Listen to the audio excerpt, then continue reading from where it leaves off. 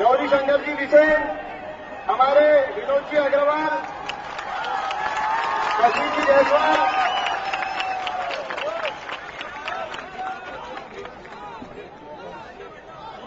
अब मैं मार्गदर्शन करने के लिए आमंत्रित करता हूं भंडारा गोंदिया लोकसभा क्षेत्र के माननीय खासदार नानाभाऊ पटोले कि वे अपना मार्गदर्शन करेंगे।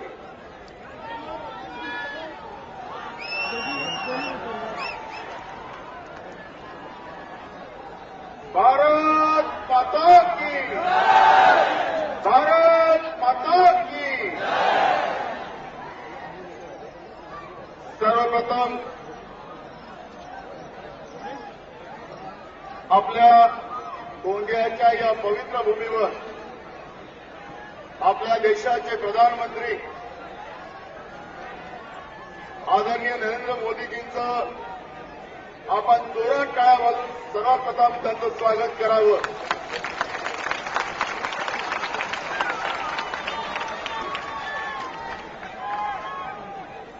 मैं आदरणीय मोदी जी का मेरे भंडारा गोंदिया जिले के संसदीय क्षेत्र में मैं उनका तहे दिल से स्वागत करता हूं। और आज भंडारा और गोंदिया जिले के हमारे साथ जो भारतीय जनता पार्टी के अधिकृत उम्मीदवार हैं, उनके प्रचार के लिए वो यहां पर आए हैं। और निश्चित रूप से हमारे साथों भारतीय जनता पार्टी के विधायकों को जिताने की सभी कार्यकर्ता को मजबूती से जिताने की अब पूरी ताकत लगा के सातों के सातों विधायक चुनाव की जवाबदारी अपनी ज्यादा बढ़ गई है। और इसलिए सभी कार्यकर्ताओं ने हम सातों ही भारतीय जनता पार्टी के विधायक चुन के भेजेंगे, यह आश्वासन हमें हमारे सबके लाडले नरेंद्र मोदी जी को देना है।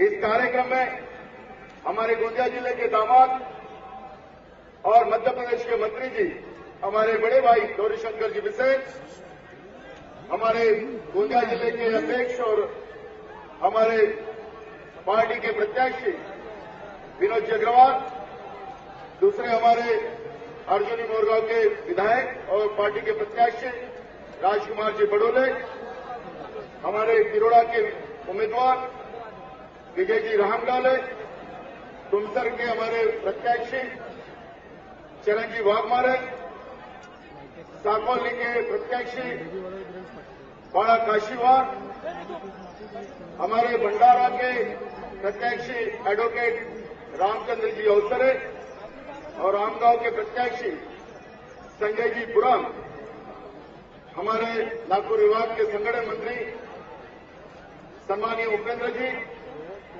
हमारे जिले के संगठन मंत्री आशीष जी वांदिले,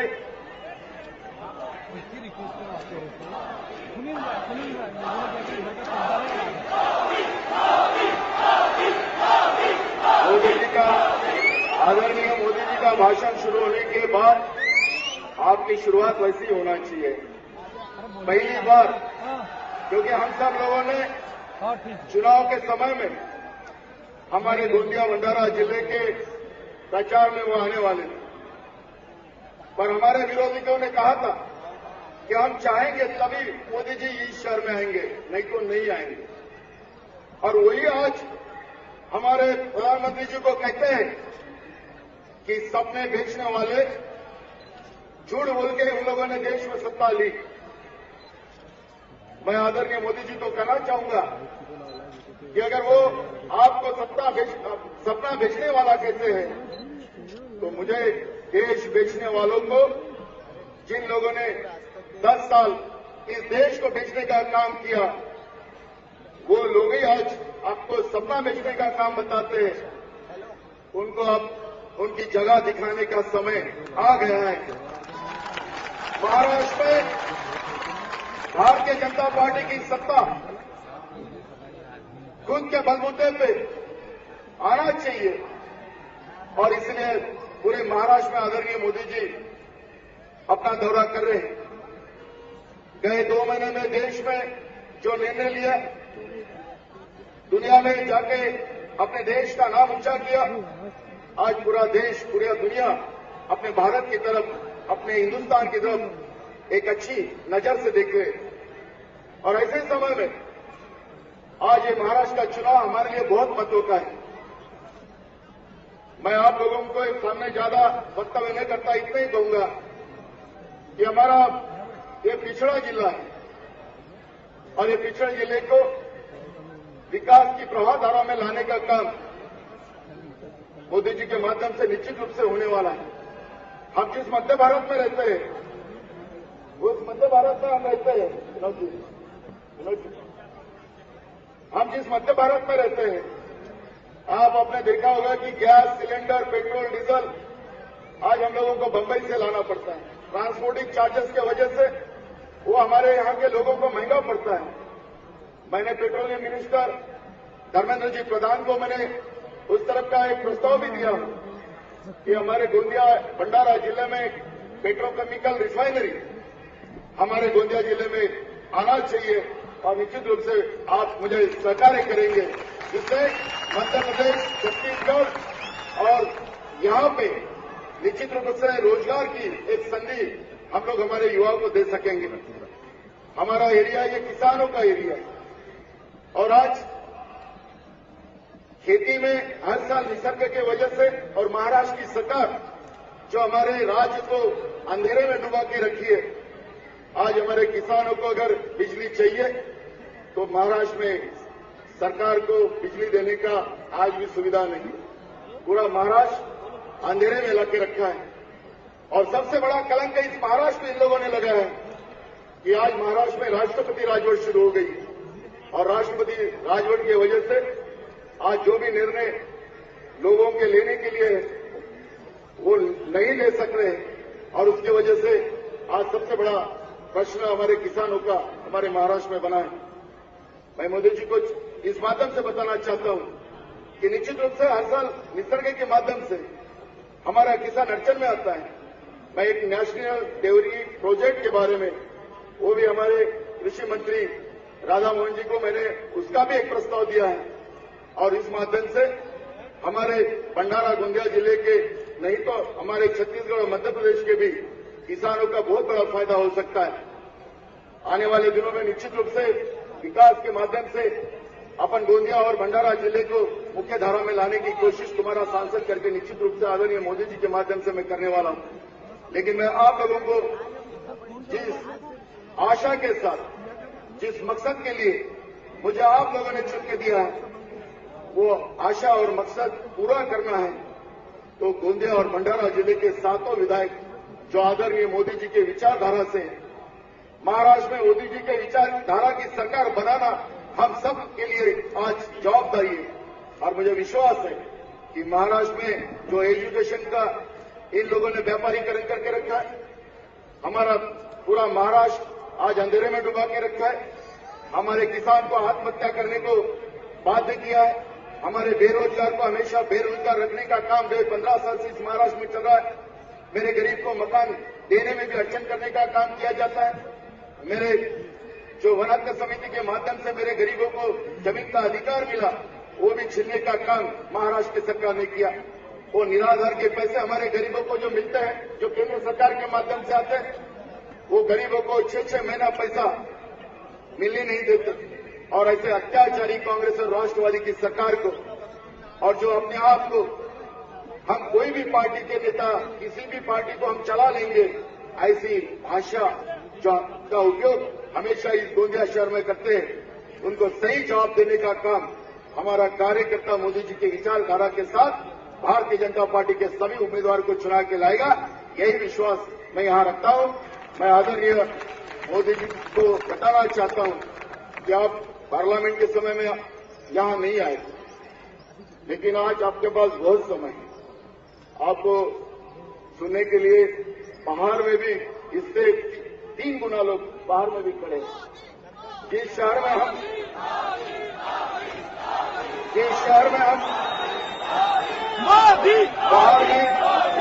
बाहर में 3 गुना लोग इससे ज्यादा खड़े हैं। आज जो लोग विकास पुरुष की बात करते हैं, कई साल इस गोंदिया के भरोसे से खरबोपति बने, सादा एक बड़ा मैदान भी इस गोंदिया शहर के लिए नहीं बना सके। आपकी सभा लेने के लिए हम लोग बड़े मैदान की कोशिश करें तो प्रशासन के ऊपर दबाव लाके बड़े मैदान भी दिलाने का हम लोगों को अड़चन पैदा की गई। आज लाखों लोगों को आपका दर्शन और आपकी मार्गदर्शन सुनने की अभिलाषा थी। आज लाखों लोग बाहर खड़े हमने, और इसलिए मैं आपको बताना चाहता हूं कि आप आराम से हमारे सभी लोगों को मार्गदर्शन करें, ऐसी विनती करते हुए हमारे सभी उम्मीदवार को आप सब आशीर्वाद दें, ये विनती करता हूं और मेरे 2 शब्द पूरे करता हूं। धन्यवाद।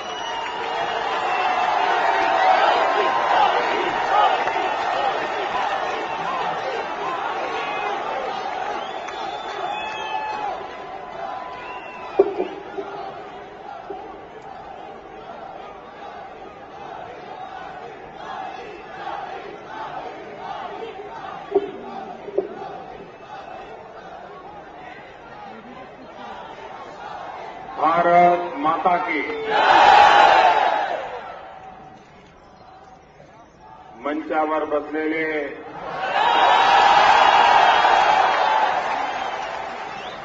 भारतीय जनता पार्टीचे खासदार, माझे मित्र,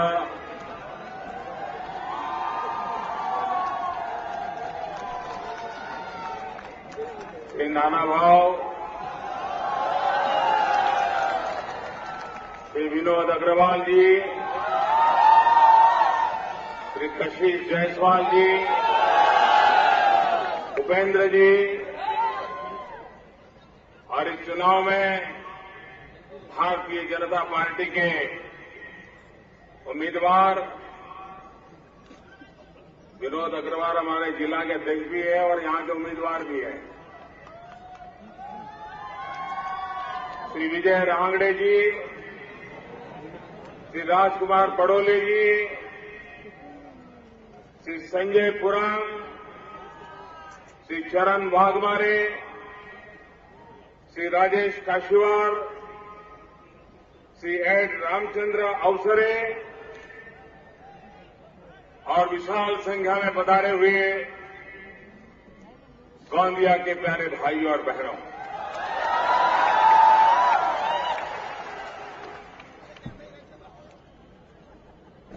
सबसे पहले तो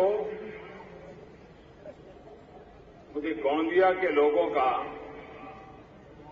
एक विशेष कारण से आभार व्यक्त करना है।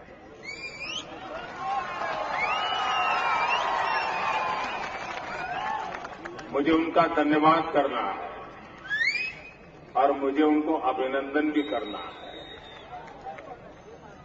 जब लोकसभा का चुनाव चल रहा था, हमारे मित्र नाना भाव मेरे पीछे पड़े थे, आप गोंदिया आइए वरना मैं चुनाव हार जाऊंगा, आपको जरूर आना चाहिए। मैंने कहा नाना भाव आप मुझसे भी ज्यादा लोकप्रिय हैं, आप जीत जाएंगे। नहीं बोले वो एनसीपी का नेता अरबों रुपया खर्च करता है। मैंने कहा आप अरबा खरबा की चिंता मत कीजिए, आप लोगों के बीच चले जाइए, आप चुनाव जीत जाएंगे। मैंने ये नाना भाव को कहा था,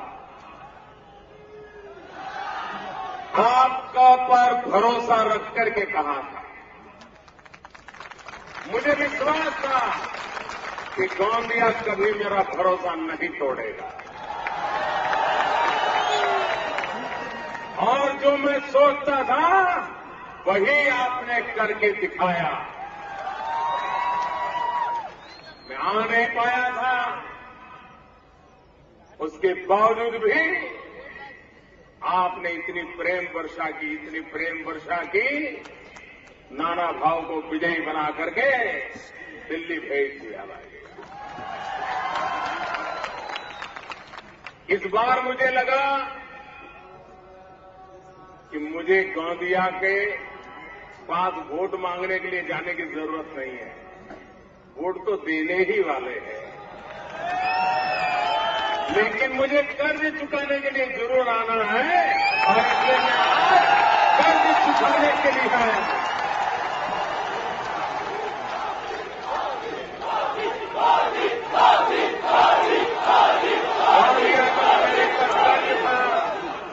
वो आज कर्ज चुकाने के लिए मैं मौजूद हूं आपके पास। यहां मंच पर खासदार भी है, आमदार भी है और मेरे जैसा कामदार भी है।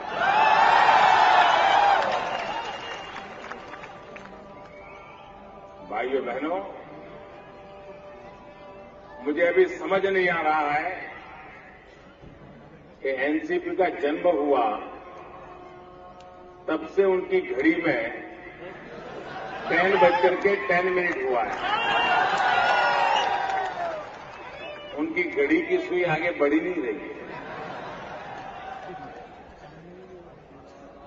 क्योंकि वो एक ऐसा मुहूर्त है जिस मुहूर्त में लूटने का उनको अवसर ज्यादा मिलता है, इसलिए वो घड़ी की सुई को हिलने नहीं देते। भाइयों बहनों,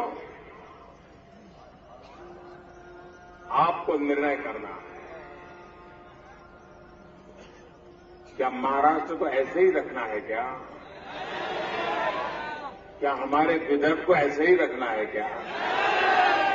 हमारे इस गोंदिया इलाके के आदिवासी भाइयों बहनों को ऐसे ही रखना है क्या? बगल में छत्तीसगढ़ में हम लोग बैठे हैं। आप लोगों का तो छत्तीसगढ़ के साथ रोज का नाता है। मुझे बताइए, छत्तीसगढ़ आगे निकल गया, महाराष्ट्र छत्तीसगढ़ से भी पिछड़ क्यों गया? छत्तीसगढ़ में भाजपा की सरकार को तो बड़ी मुश्किल से अभी 10 साल हुआ है, यहां 15 साल से कांग्रेस और एनसीपी के लोगों ने लूट मचा रखी है, लूट मचा रखी है, कुछ नहीं छोड़ा। आप मुझे बताइए, कोई एक ऐसा क्षेत्र बता दीजिए जहां पर आपको भ्रष्टाचार की बदबू ना आती हो, ऐसा कोई क्षेत्र बचा है क्या? महाराष्ट्र के चप्पे चप्पे को लूट लिया गया, कोने कोने को तबाह कर दिया, जन जन को निराश कर दिया। जो लोग करगिल की शहीद विधवाओं का मकान लूट लेते हैं, जो लोग किसानों का पानी लूट लेते हैं, जो लोग घरों की बिजली लूट लेते हैं, जो लोग नौजवानों का रोजगार लूट लेते हैं, जो लोग समाज के आशा और अरमानों को तबाह कर देते हैं, ऐसे लोगों के हाथ में महाराष्ट्र नहीं दिया जा सकता। मेरे भाइयों बहनों, नहीं दिया जा सकता।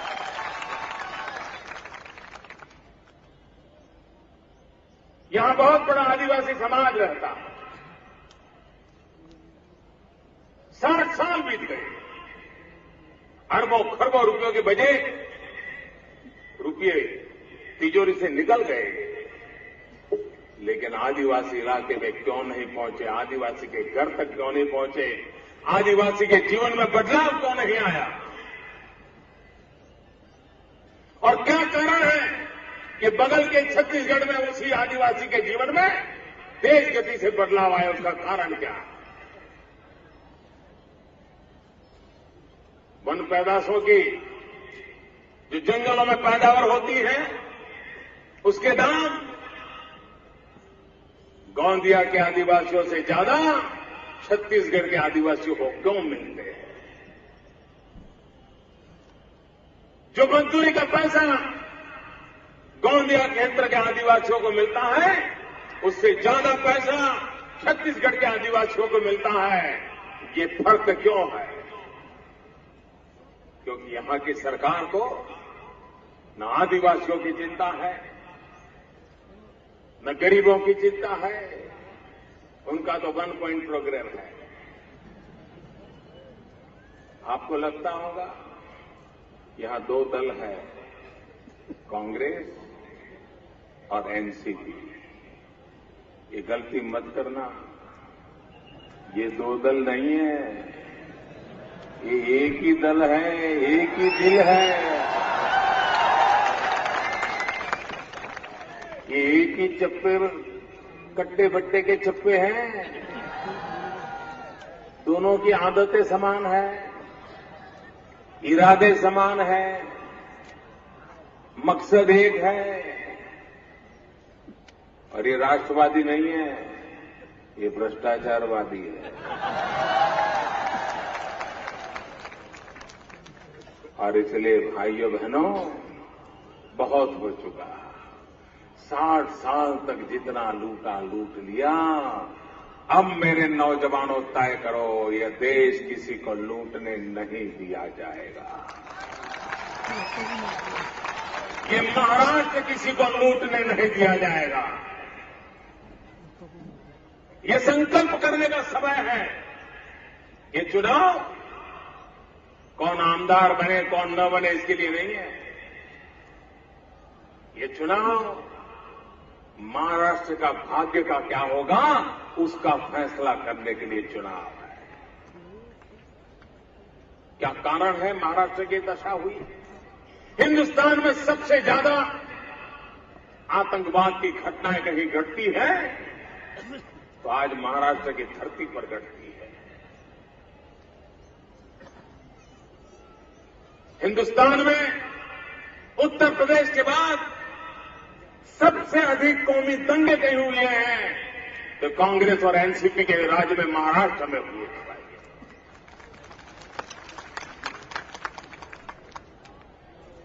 क्या उनकी कोई जिम्मेवारी नहीं है? ये कांग्रेस के नेता, एनसीपी के नेता 10 साल तक दिल्ली में सरकार चलाई, 15 साल तक यहां चलाई। कृषि मंत्री दिल्ली में बैठे थे शरद पवार,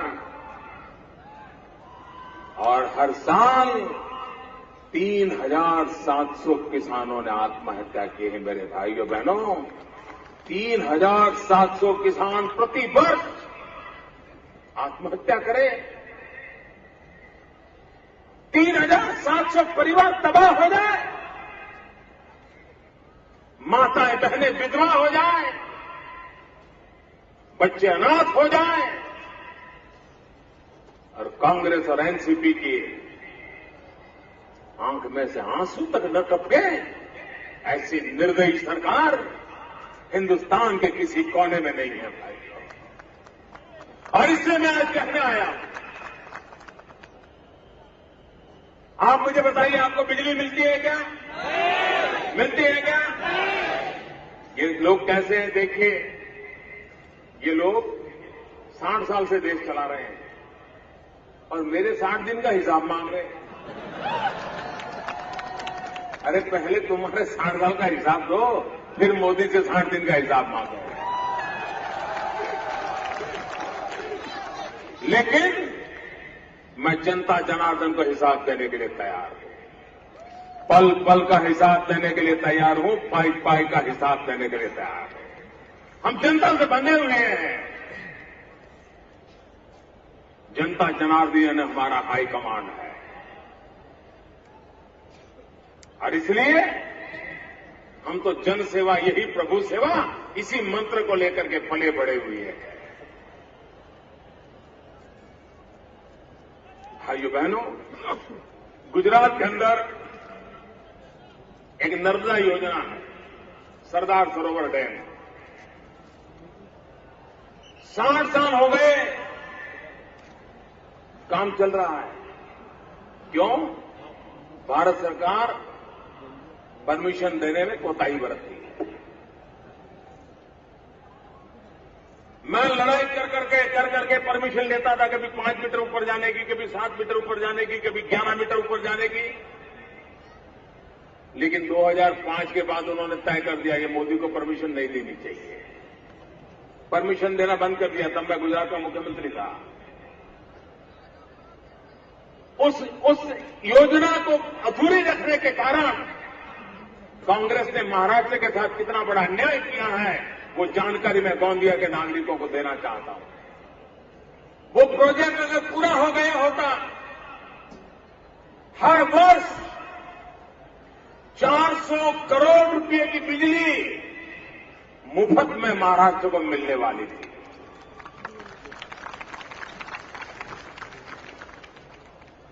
अगर मुझे 2005 में काम करने दिया होता, 1-2 साल के भीतर भीतर मैंने काम पूरा कर दिया होता और पिछले 8 साल से हर वर्ष 400 करोड़ रुपयों की बिजली महाराष्ट्र को मुफ्त मिलती और वो बिजली किसानों के काम आती, हमारे किसान को आत्महत्या करने की नौबत नहीं आती।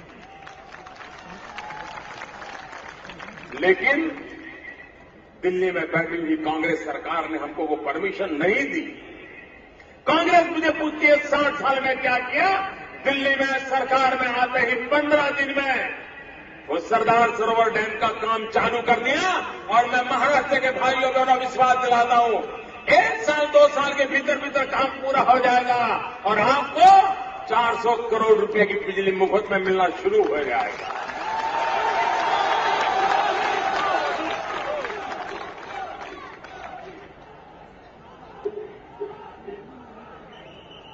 काम कैसे होते हैं भाइयों बहनों? इनका एक ही काम रहा, अपना जेब भरो। आपका कुछ भी हो, उनका काम चलता रहे। और ये सब बेपरवाह लोग हो गए, लाज शर्म तक नहीं रही, उनको कोई संकोच नहीं हो रहा है। और इसलिए भाइयों बहनों, मैं आज आपसे आग्रह करने आया, महाराष्ट्र को तबाही होने से बचाना है तो आप लोगों को एक पूर्ण बहुमत वाली स्थिर सरकार चुनना जरूरी है। युति वाला जमाना समाप्त हो चुका भाइयों। अब महाराष्ट्र को आगे बढ़ना है तो पूर्ण बहुमत वाली सरकार चाहिए। आपके पड़ोस में छत्तीसगढ़ पूर्ण बहुमत से 10 साल से काम कर रहे हैं, तेज गति से आगे बढ़ रहे हैं। आपके बगल में मध्य प्रदेश पूर्ण बहुमत के साथ काम कर रहे हैं, तेज गति से आगे बढ़ रहे हैं। बीमारू राज्य गिने जाते थे, बीमारू से बाहर आ गए। महाराष्ट्र भी हिंदुस्तान का नंबर 1 राज्य बन सकता है भाइयों, नंबर 1 राज्य बन सकता है। और इसलिए मैं आपसे आग्रह करने आया, आप मुझे बताइए, हमारा हिंदुस्तान हजारों साल से हिंदुस्तान है कि नहीं है? मुझे सबकी जवाब चाहिए, सबकी आवाज चाहिए, वो ऊपर वाले भी जवाब दें। हजारों साल से हिंदुस्तान है कि नहीं है? आजादी की लड़ाई लड़े तब भी हिंदुस्तान था कि नहीं था? आजादी के बाद भी हिंदुस्तान है कि नहीं है? कांग्रेस के राज में भी हिंदुस्तान है कि नहीं है? लेकिन कभी दुनिया में हिंदुस्तान का डंका बजता था क्या? अमेरिका में कोई पूछता था क्या? आज बज रहा है कि नहीं बज रहा है? हिंदुस्तान का लोहा मानते हैं कि नहीं मानते हैं? दुनिया को हिंदुस्तान को स्वीकार करना पड़ रहा है कि नहीं करना पड़ रहा है? कारण क्या है? कारण क्या है? क्या कारण है माताएं बहने? क्या कारण है? मोदी कारण नहीं है। ये मोदी का जादू नहीं है, नहीं ये मोदी का करिश्मा है। ये तो 125 करोड़ देशवासियों की ताकत है। यह आपकी ताकत है जिसके कारण आज दुनिया में हिंदुस्तान का लोहा मानने लगे हैं। वो ताकत कौन सी है?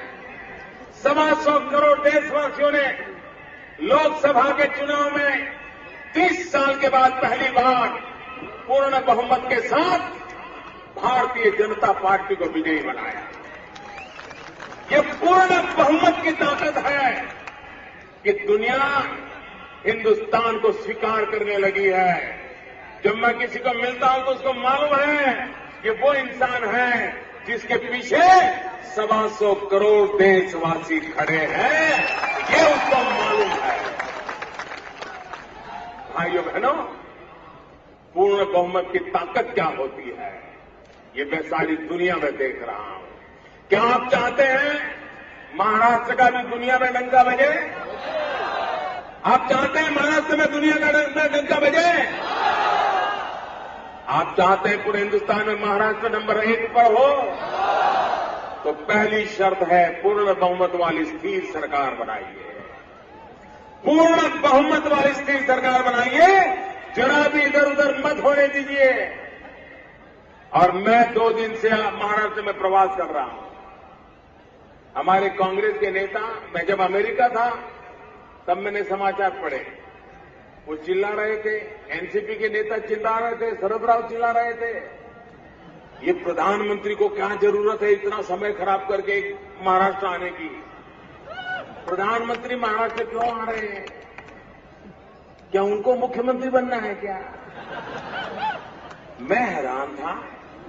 मैंने कहा मैं यार इतनी बार महाराष्ट्र गया, गोंदिया भी गया, नासिक भी गया, हर जगह पे गया, लेकिन कभी इस प्रकार से तो कोई बोलते नहीं थे। आज क्यों बोल रहे हैं? मुझे समझ नहीं आता था ऐसा क्यों कर रहे हैं।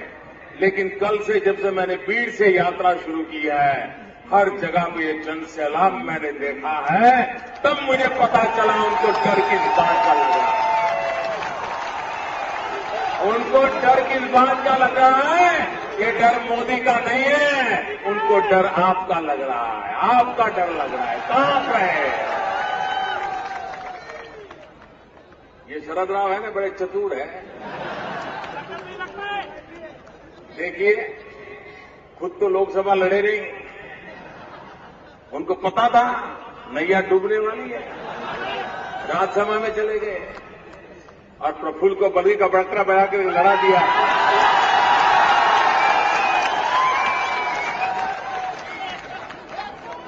और अभी 10 साल तक कांग्रेस के साथ बराबर चोर लुटेरे भाई भाई, चोर लुटेरे भाई भाई, चोर लुटेरे भाई भाई, सब सरकार में। अब जब डूबने की नैया आई तो नैया छोड़ करके भाग गए। उनको मालूम है हारने वाले थे तो लोकसभा नहीं लड़े, अभी हारने वाले तो सरकार छोड़ करके निकल गए ताकि ठिकरा कांग्रेस के मत्थे पर फूट जाए और वो बच जाए। लेकिन महाराष्ट्र की जनता समझदार है, पाप दोनों ने किया है, सजा दोनों को मिलेगी, सिर्फ एक को नहीं मिलेगी। दोनों ने मिलकर के महाराष्ट्र को तबाह किया है। और इसलिए भाइयों बहनों, इस चुनाव में महाराष्ट्र को तय करना है पूर्ण बहुमत के साथ। मेरे नौजवान, मैं आपसे पूछना चाहता हूं, किसान के बेटे होंगे आप, लेकिन किसान भी चाहता है अब एक बेटा खेती करे, अगर और 1-2 बेटे हैं तो किसी और कामकाज में लग जाएं। चाहते कि नहीं चाहते हैं? चाहते कि नहीं चाहते हैं? वो और कामकाज कहां होगा? अगर कारखाने नहीं लगेंगे तो नौजवानों को रोजगार कहां से मिलेगा? और इसलिए मेरे भाइयों बहनों, उद्योगों का विकास होना जरूरी हो गया है। मैंने मेक इन इंडिया का अभियान चलाया है। दुनिया को कहा लगाइए, पूंजी लगाइए, कारखाने लगाइए। हमारे नौजवानों में ताकत है, सस्ते से सस्ता, अच्छे से अच्छा प्रोडक्ट बना करके दे देंगे, दुनिया के बाजार में जाकर के बिकने लग जाएगा।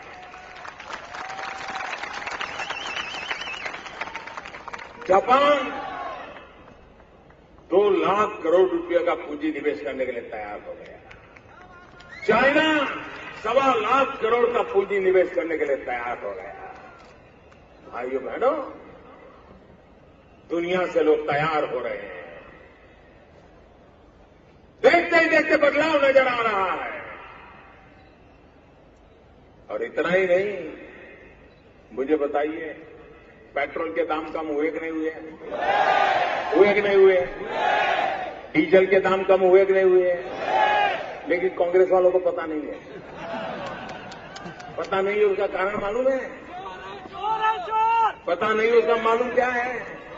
क्योंकि उनकी गाड़ियों का पेट्रोल का बिल पुराने वाला बनाया जाता है ताकि पैसे जेब में डाल पाए ना, इसलिए मालिक उनको मालूम ही नहीं है कि दाम घट गया। और कांग्रेस वाले पूछते हैं मोदी महंगाई कम हुई कि नहीं हुई? 5 साल में पहली बार इन्फ्लेशन का रेट नीचे आया, 5 साल में पहली बार आया, और 60 के दिन के नीचे आता है तो आने वाले दिनों में और अच्छा होगा। यहां का किसान मेरा धान की खेती करता है, उसकी हालत क्या है? किसान बेमौत मर रहा है, सरकार को योजना नहीं कर पाई है। भाइयों बहनों, मैंने एक लंबी योजना के साथ काम प्रारंभ किया और मैं किसानों को विश्वास दिलाता हूं, किसान को उनकी मेहनत का कमाई पूरी हो, उसके लिए मेरी दिल्ली में बैठी हुई सरकार प्रतिबद्ध है। और आने वाले दिनों में आप देखोगे एक के बाद एक कदम आपके फायदा में जाने वाले हैं। ये हमारा गोंदिया क्या विकसित शहर नहीं बन सकता है क्या? क्या नासिक पुणे की बराबरी नहीं कर सकता क्या? क्या कमी है आप में? कोई कमी है क्या? मुसीबत यही है कि आपने ऐसे नेताओं को यहां बिठाया है, उसी के कारण आप वही के वही रह गए। उनकी घड़ी भी 10 से 10 आगे नहीं बढ़ती है और आपकी जिंदगी भी आगे नहीं बढ़ती है। इसलिए मैं कहता हूं उसको छोड़ो। भाइयों बहनों, इस तबाही के मंजर से महाराष्ट्र को बाहर निकालना है। आप मुझे बताइए, दिल्ली की सरकार कितना ही भला करना चाहे, लेकिन अगर यहां की सरकार फाटक बंद करके बैठ जाए तो मैं कुछ कर पाऊंगा क्या? कर पाऊंगा क्या? यहां के तो मुख्यमंत्री जो अब तो रहे नहीं है, वो तो मेरे साथ मंच पे कुर्सी पर बैठने से ही डरते थे, बोलो आना ही नहीं कर दिया। अगर ऐसे लोग हैं तो दिल्ली सरकार और राज्य सरकार मिलकर के कैसे काम करेगी? हम तो टीम इंडिया का मूड लेकर के काम कर रहे हैं। केंद्र हो राज्य हो, मिलकर के काम करें, हिंदुस्तान को आगे बढ़ाएं, ये सपना लेकर के हम चलने वाले लोग। और इसलिए मैं आपसे आग्रह करता हूं, आप भारतीय जनता पार्टी की सरकार बनाइए, भारतीय जनता पार्टी की पूर्ण बहुमत वाली सरकार बनाइए, और 5 साल के बाद इसी गोंदिया की धरती पर आकर के मैं हिसाब देने के लिए तैयार हूं।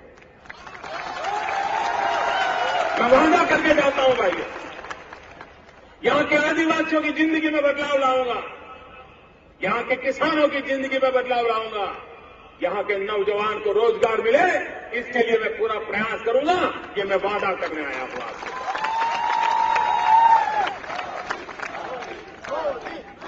आप मुझे बताइए,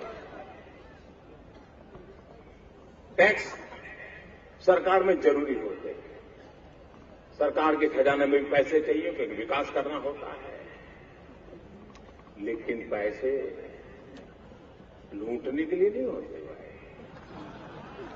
टैक्स के पाई का उपयोग जनता की भलाई के लिए होना चाहिए। ये एलबीटी क्या है?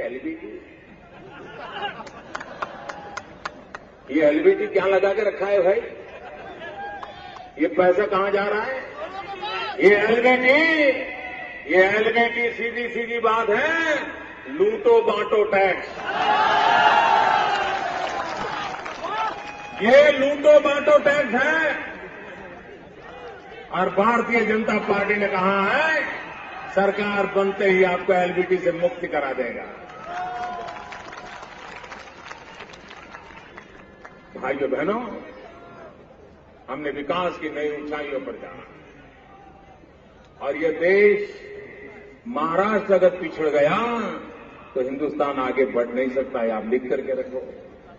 एक जमाना था महाराष्ट्र नंबर 1 पर रहा करता था, और महाराष्ट्र और मुंबई के भरोसे पूरे हिंदुस्तान की गाड़ी चलती थी। आज वही लुढ़क गया है।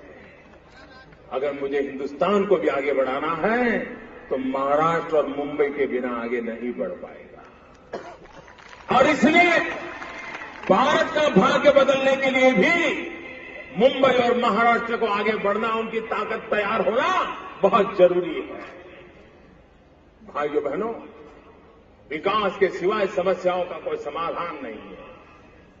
माओवाद का समाधान भी विकास के माध्यम से होगा। और मैं माओवाद के रास्ते पर गए हुए नौजवानों को कहना चाहता हूं, इस धरती को खून से लाल करके आप चैन की नींद से नहीं सो पाते होंगे। अब कितने ही निर्दोषों को मारते होंगे, लेकिन खुद चैन से रात को सो नहीं पाते होंगे। कंधे पर से एक दिन के लिए बंदूक नीचे उतारो, हर कंधे पर रख करके देखो और इस धरती को हरियाली करके देखो, आपको चैन की नींद आना शुरू हो जाएगा। आपकी भी बेचैनी जाएगी, समाज की भी बेचैनी जाएगी। कंधे पर बंदूक रखने से दुनिया नहीं बदलती है, दुनिया बदलती है कंधे पर हल रखने से। हाथ में पिस्तौल रखने से दुनिया नहीं बदलती है, दुनिया बदलती है हाथ में कलम लेने से दुनिया बदलती है। मैं माओवाद के रास्ते पर गए हुए नौजवानों को कहता हूं, वक्त है लौट आइए, ये खुली खेल बंद कीजिए। ये भारत मां के इस धरती को लहूलुहान करना बंद करिए। ये हरियाली भारत मां बढ़ाइए, बच्चों को पढ़ाइए, हाथ में कलम उठाइए, देश का भाग्य बदलने में भागीदार बनिए। हिंसा के रास्ते पर दुनिया में कोई कभी कहीं सफल नहीं हुआ है। और ये तो महात्मा गांधी, भगवान बुद्ध की भूमि है। और इसलिए समय की मांग है कि हम सबका साथ सबका विकास, सर्वजन हिताय सर्वजन सुखाय, इस मंत्र को लेकर के महाराष्ट्र के जीवन को बदलने का संकल्प लेकर के इस बार चुनाव में मतदान करें। महाराष्ट्र के भाग्य को बदले दोस्तों। और मैं आपको भरोसा देता हूं, आपके सपने पूरे होंगे। आप इस 15 तारीख को हम पर भरोसा कर दीजिए।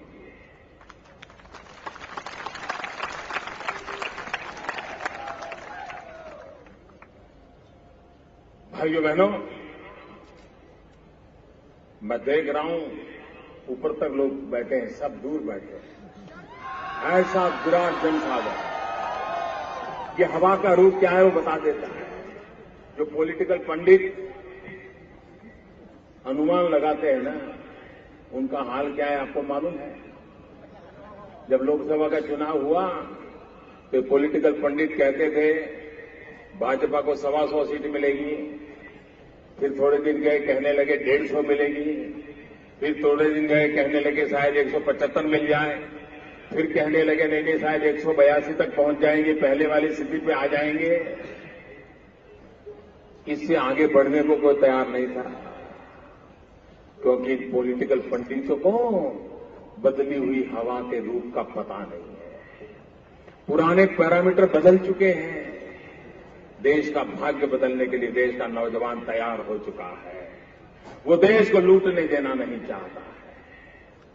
और सारे पॉलिटिकल पंडित गलत निकल गए और 282 सीटों के साथ और साथी दल 300 से भी ज्यादा सीटों के साथ आज संसद में विजयी बना दिया है। मैं इन पॉलिटिकल पंडितों को कहता हूं, भाई उस बार गलत हो गए, इस बार गलत मत होना। ये मत सोचना कि हंग असेंबली बनने वाली है, आप ये मत सोचना कि गठबंधन बाद में होने वाले हैं। आप हवा का रूप जान लीजिए। हवा का रूप साफ कहता है भारतीय जनता पार्टी की पूर्ण बहुमत वाली सरकार बनने वाली है। और भारतीय जनता पार्टी ही महाराष्ट्र के भाग्य बदलने के लिए दिल्ली सरकार और महाराष्ट्र की सरकार मिलकर के यहां के नए इतिहास रचने वाले हैं। और इसलिए मेरा आप सबसे आग्रह है कि 15 तारीख को भारी मतदान करके भारतीय जनता पार्टी को विजयी बनाइए। सभी उम्मीदवारों को मेरी विनती है कि मेरे पास आ जाएं। सभी उम्मीदवार एक साथ आ जाएं।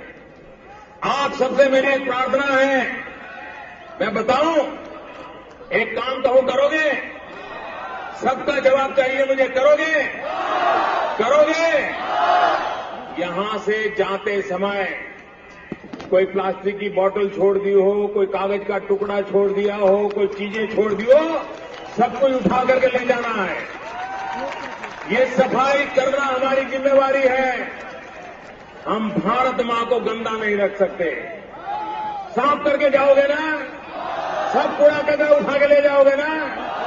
पक्का?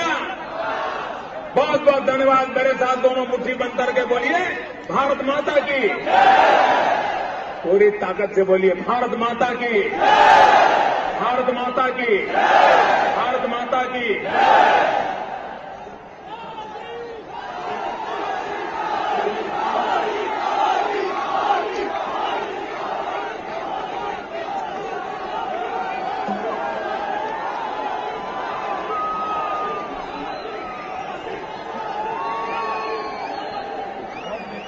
आदरणीय अपने देश के लाडले प्रधानमंत्री मोदी जी का आभार व्यक्त करता हूं। बड़ी संख्या में आए हुए सभी का आभार व्यक्त करते हुए आज की सभा खत्म हुई ऐसी जाहिर करता हूं। एक सूचना है, महिलाएं कृपया शांति बनाए रखे। पहले पुरुषों को निकलने दें। महिलाओं की व्यवस्था इधर से की गई है। वीआईपी निकलने के बाद में महिला इधर से जाएगी। शिव छत्रपति का आशीर्वाद, शिव छत्रपति का आशीर्वाद। बोलो भारत माता की, बोलो भारत माता की।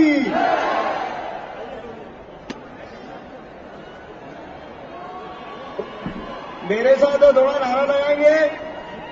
मैं बोलूंगा महाराष्ट्राचं एकच मत, तुम बोलोगे सर्वजन भाजपा के संघ।